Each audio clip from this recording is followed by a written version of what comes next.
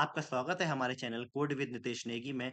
आज हम अपने पाइथन के डे 18 में देखेंगे कि for loop, while loop, do while loop किस तरीके से पाइथन में वर्क करते हैं, लूप्स क्या होते हैं।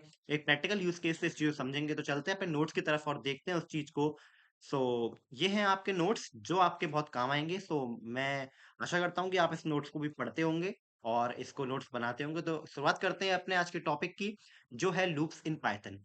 सो कभी कभी हमें ऐसा यूज़ केस आ जाता है कि हमें एक ही सेंटेंस को काफ़ी बार चलाना पड़ता है। यानी हमें एक ही आउटपुट को कई बार अपनी स्क्रीन पर आउट प्रिंट कराना पड़ता है।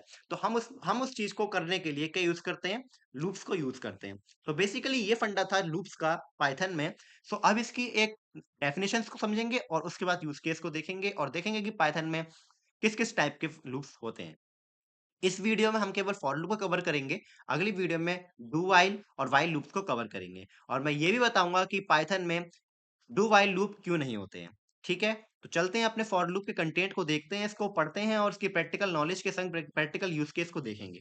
सबसे पहले हम अपनी डेफिनिशन को अगर हम देखें, तो डेफिनिशन में लिखा हुआ है, sometimes a programmer want to execute a group of statement a certain number of times. इसका मतलब क्या है कि अगर कोई भी प्रोग्रामर चाहता है कि वो एक ग्रुप ऑफ स्टेटमेंट को एक सर्टेन नंबर ऑफ टाइम, किसी भी नंबर ऑफ टाइम में वो चलाए, तो वो यूज़ करता है लूप्स को। बेसिकली पाइथन में 3 प्रकार के लूप होते हैं, फॉर लूप, व्हाइल लूप और nested loop.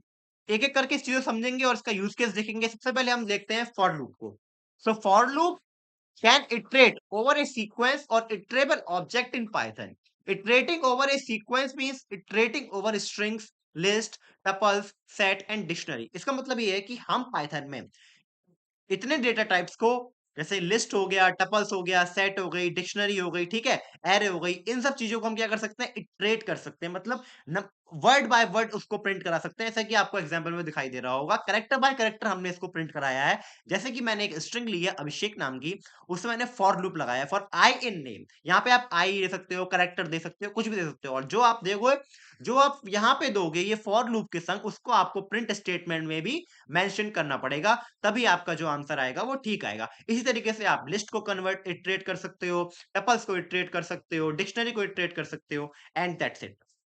And so on यार। और फॉर लूप और व्हाइल लूप में एक ही अंतर है कि व्हाइल लूप जो होता है वो कंडीशंस बेस्ड होता है, वो कंडीशन भी चेक करता है व्हाइल लूप। और व्हाइल लूप फॉर लूप से जल्दी एग्जीक्यूट करता है। अगर कोई आपसे पूछे कि फॉर लूप और व्हाइल लूप में क्या डिफरेंस है और कौन फास्टर होता है, तो आप बता सकते हैं प्रोग्रामर को, या आप अपने क्लास के टीचर्स को भी बता सकते हो। और आपके इंटरव्यू में भी ये क्वेश्चन पूछे जा सकते हैं कि कौन सा लूप सबसे तेज वर्क करता है पाइथन में। आप बता सकते हो कि व्हाइल लूप पाइथन में सबसे तेज वर्क करता है। फॉर लूप से एक जुड़ी हुई कंडीशन है रेंज कंडीशन। इसके बारे में पढ़ते हैं और देखते हैं कि ये सब चीजें किस तरीके से वर्क करती हैं।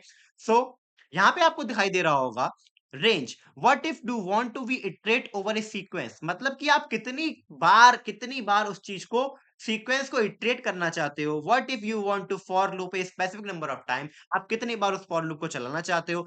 ये हमारा यूज होता है रेंज फंक्शन से। रेंज फंक्शन यूज करके हम उसको बता सकते हैं कि हम इतनी रेंज तक अपने इटरेशन या भी अपने स्टेटमेंट को चलाना है। आपको यहाँ पे एग्जांपल दिखा रहा होगा, फॉर के इन रेंज 5। हम के को 5 टाइम चला रहे हैं, तो प्रिंट के, तो क्या होगा, 0 से लेके 5 तक, 4 तक की वैल्यू प्रिंट हो जाएगी। यहाँ पर रेंज कहाँ तक जाती है? रेंज जाती है n-1। अगर आप n की वैल्यू 5 देंगे तो वो जाएगी 4 तक, 6 देंगे तो जाएगी 5 तक। यहाँ पे आपको दिखाई दे रहा होगा, here we can see that the loop start from 0 by default. देखिए, जो भी हमारा लूप स्टार्ट होता है वो हमेशा 0 से ही स्टार्ट होता है। ये बाय डिफॉल्ट है, इसमें आपको कोई भी कंडीशन लगाने की जरूरत नहीं है। आप इंक्रीमेंट डिक्रीमेंट अपने हिसाब से देख सकते हो। आप के माइनस माइनस देके डिक्रीमेंट कर सकते हो, के प्लस प्लस देके इंक्रीमेंट कर सकते हो। अगला आपको एग्जांपल दिखाई दे रहा होगा, फॉर के इन रेंज 4 टू 9। हम ऐसा नहीं है कि हम 0 से स्टार्ट कर सकते हैं, हम एक स्पेसिफिक नंबर से भी अपने रेंज को स्टार्ट कर सकते हैं। जैसे 4 से 9 यानी 4 और 9, n-1 यानी 8 तक जाएगा। 4 5 6 7 8। चलते हैं इन सब चीज को वीएस कोड में देखते हैं किस तरीके से ये चीजें वर्क करती हैं प्रैक्टिकल यूज केस के संग।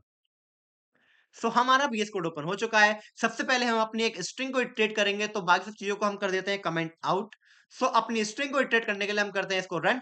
आपको यहाँ पे आउटपुट में दिखाई देगा, सारे जो इसके कैरेक्टर हैं वो सेपरेट हो जाएंगे बाय द कॉमा। बिकॉज क्यों? क्योंकि मैंने यहाँ पे कॉमा दिया है, तो सेपरेट होंगे कॉमा से। चलो अगर इसको मैं यहाँ पे डैश दे दूं तो क्या ये डैश से सेपरेट होगा? देखते हैं रन करके।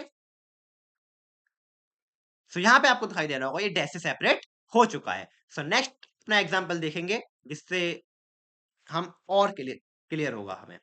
अनकमेंट करते हैं इसको और सॉरी देखिए पाइथन में इंडेंटेशन का ध्यान आपको बहुत देना पड़ेगा। अगर आपकी इंडेंटेशन गलत है तो आपकी एरर आएगी।